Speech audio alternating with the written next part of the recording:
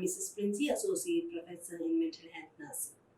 Each and every individual have got their unique characteristics, right? They have got their own values, attitudes, beliefs, ideas, the behavior, right? So all these values, or we can say aspects, are to be understood by an individual, they are to be recognized by an individual to have an self-appraisal.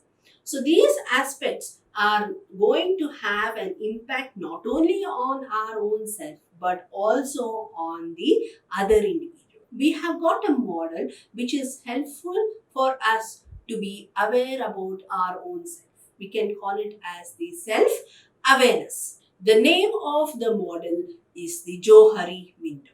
Yes, so the topic for today is about the Johari Window. So Johari Window is the one, it's a model which is going to give a representation of how an individual is maintaining a relationship with another person and how is the interaction or the communication pattern with the another person. So that is all about the Johari Window. Let us see the meaning of the Johari Window. A Johari window is a cognitive psychological tool which is invented by the Joseph Luft and Harry Hingman in the year 1955 in the US. So you can see the name Johari is named after the two persons, Joseph as well as Harry, right? It is used by the people to understand about the interpersonal skills or the relationship and as well as the communication. So let us move on to the concept of Johari window. We have the person Charles Andy who is going to explain the Johari house is having 4 rooms. Room number 1, which is going to explain the things that we know about our own self and the other person knows about it. Right? So room 2 is the one wherein the other person is aware of about us, but we are not aware. Okay, so that is the room 2. Room 3 is a very mysterious room wherein our subconscious and unconscious ideas, feelings, thoughts are neither understood by our own self nor the other person. The room number 4, wherein we know about ourselves, that is hidden by the other person. The other person doesn't know about our own self. So we are hiding something. That is the room number 4. Let us move on in detail about the model of the Johari window. A Johari window which divides the personal awareness into 4 different windows. We can call these windows as the quadrants. So we have got the 4 quadrants. One is the open quadrant, the blind quadrant. We have got the hidden quadrant and the last one which is unknown quadrant. The lines dividing the 4 window panes are termed as the window shades, which are going to expand as the interaction progresses between the 2 individuals.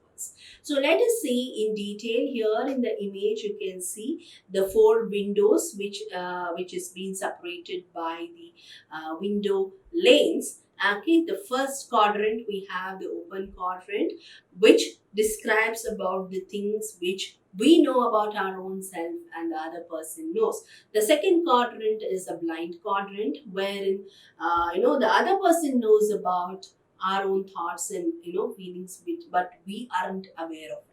The third quadrant which we have is the hidden quadrant wherein we are hiding something from the other person which we are only aware of whereas the other person doesn't know. The last quadrant we have the last window which is the unknown window wherein our thoughts, feelings which are there at the unconscious level or subconscious level, we aren't aware of it and even the other person doesn't know. So in detail about each of the quadrant, let us see. The first one is the open quadrant.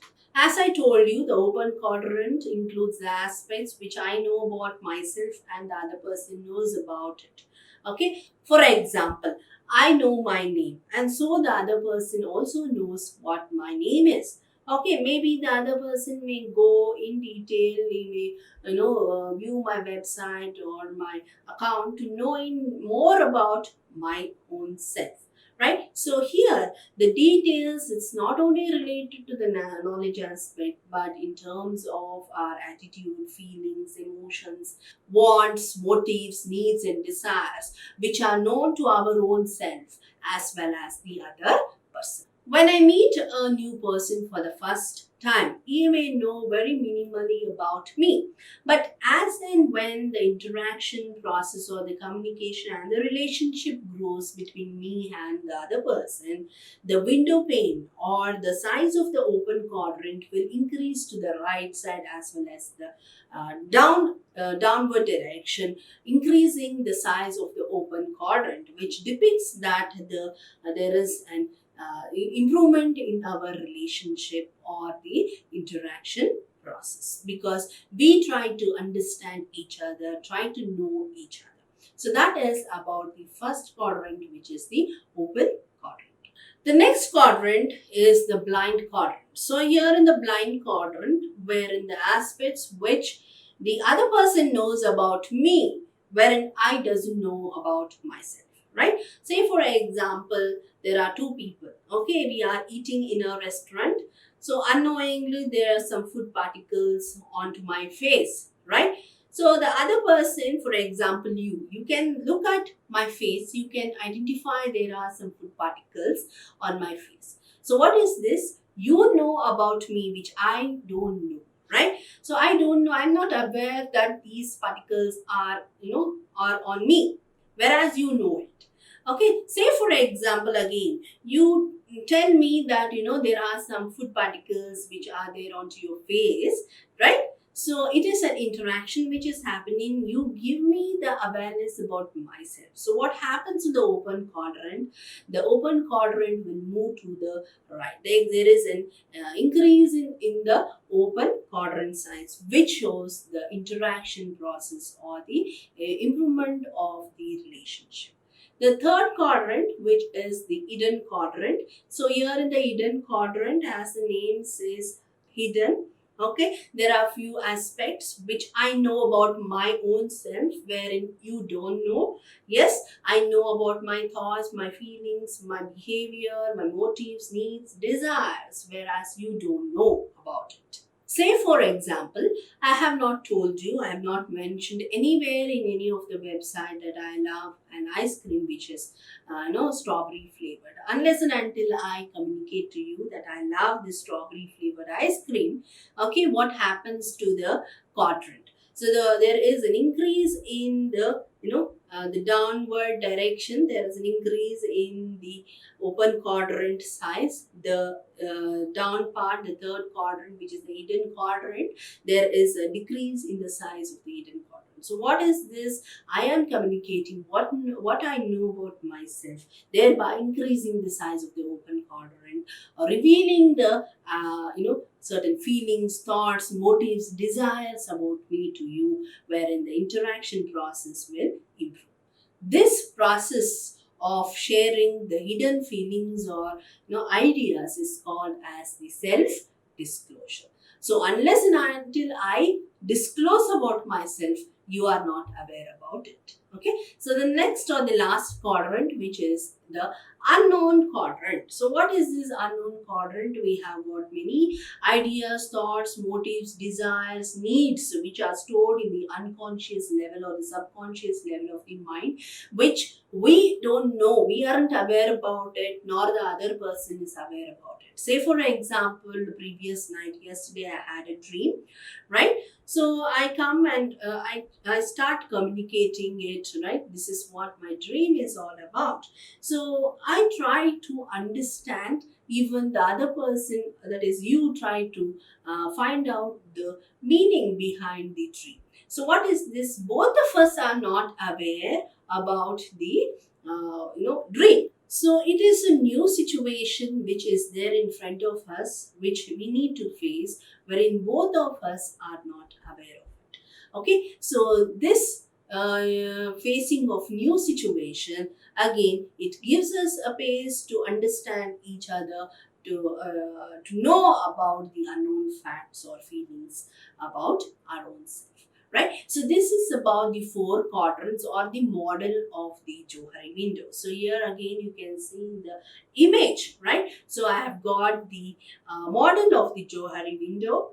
So the model is having the four quadrants with the open end. Okay, we have the blind quadrant, the hidden quadrant, and the unknown self or the undiscovered self. Okay, so as and when the communication or the interaction and the relationship grows, the open quadrant, the size will increase, and we understand that we know about each other better, and the communication, the relationship will grow.